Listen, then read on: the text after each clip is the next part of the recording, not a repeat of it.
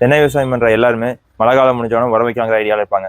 ஆனால் என்ன ஒரு செலெக்ஷன் பண்ணுறதுல அவங்களுக்கு பெரிய கன்ஃபியூஷன் இருக்கும். பொதுவாக எல்லாரும் செலெக்ஷன் பண்ணுறது பக்கத்தோட்டத்துக்காரங்க என்ன வச்சிருக்காங்க, இல்லை நம்ம போன வருஷம் என்ன வச்சோம் அதை பொறுத்தா வந்து நீங்கள் அதை இந்த வருஷம் திருப்பி அதே வைக்கலாம் அப்படிங்கிற ஐடியாவில் இருப்பீங்க. பட் இப்படி வைக்கிறத விட மரத்துக்கு என்ன தேவை, தலைமணி சாம்பல் சத்துல எது கம்மியாக இருக்குதுங்கிறத நம்ம தென்னை மரத்தை பார்த்து தெரிஞ்சுக்கிட்டு நம்ம அதுக்கு தகுந்த மாதிரி உரம் வச்சிங்கன்னா மரம் கொடுக்குற ஈல்டும் அதிகமாகும், மரத்தோட ஹெல்த்தும் வந்து உங்களுக்கு நல்லா இருக்கும். அது எப்படி தெரிஞ்சுக்கணும் பற்றி டீட்டெயிலாக இந்த வீடியோவில் பார்க்கலாம். Welcome to our video. நம்ம அழகுமலை ஆண்டவர் ஏஜென்சிஸ் அண்ட் ட்ரேடர்ஸுங்கிற பேரில் பெருந்தலூரில் திருப்பூரில் உரம், பூச்சி மருந்து, விதை மற்றும் விவசாயத்துக்கு தேவையான பைப்லைன் அப்புறம் கன்ஸ்ட்ரக்ஷன் மெட்டீரியல்ஸ் எல்லாமே சேல்ஸ் பண்ணிட்டு இருக்கோம். வாங்க வீடியோக்குள்ள போகலாம். வீடியோவில் தலைமணி சாம்பல் சத்து பற்றாக்குறையை எப்படி தென்னையில் கண்டுபிடிக்கிறத பற்றி பார்க்கலாம்.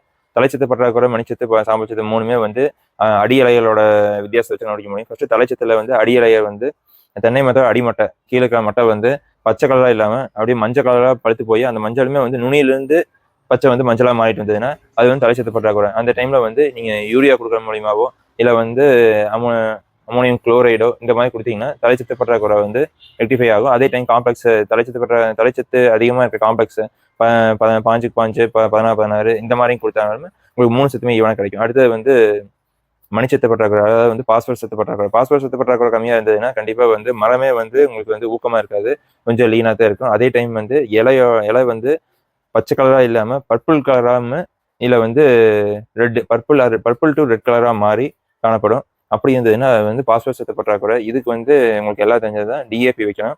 அப்படி இல்லைன்னா 10 26 இந்த மாதிரி பாஸ்பரஸ் சத்து அதிகமாக வைக்கிற உரம் வச்சிங்கன்னா அந்த இது வந்து உங்களுக்கு வந்து ரெக்டிஃபை ஆகும். அடுத்தது வந்து சாம்பல் சத்து பொட்டாஸ் சத்து பற்றாக்குறை எப்படி தெரிஞ்சுக்கலாம் அப்படின்னா அதுவுமே அடி இலையிலிருந்து தெரிஞ்சுக்க முடியும். அடி இலைகளோட நார்கிட்ட பச்சையாகாமல் அந்த தளவுல வந்து மார்ஜின்ல வந்து எல்லோ கலராகாமல் அதே டைம் வந்து நல்லா கருகன மாதிரி இருந்ததுன்னா அது பொட்டாஸ் சத்து பற்றாக்குறை. இது நைட்ரஜன்னா வந்து ஃபுல்லாகவே வந்து மஞ்சள் ஆகிட்டு வரும், அதுதான் வந்து நைட்ரஜன் சத்து. இது மார்ஜின்ல மட்டும் எல்லோ ஆகி கருகிட்டு இருந்துமே அங்கங்கே புள்ளியாக வந்து கருகின காயம் இருந்ததுன்னா அது வந்து பொட்டாஸ் சத்து பற்றாக்குறை. இதனாலையும் வந்து செடியோட வளர்ச்சி, அதாவது தென்னை மரத்தோட வளர்ச்சி அப்படியே ஸ்டாப் ஆகும். அதே டைம் வந்து ஃப்ரூட்டு தென்னை குறும்ப வைக்கிறது, பூ பிடிக்கிறது எல்லாமே கம்மியாச்சுன்னா அதுவும் பொட்டாஸ் சத்து பற்றாக்குறை தான். அடுத்து வர வீடியோஸில் எப்படி மைக்ரோநியூட்ரியன்ட் பற்றாக்குறை கண்டுபிடிச்சாங்க பற்றி டீட்டெயிலாக பார்க்கலாம்.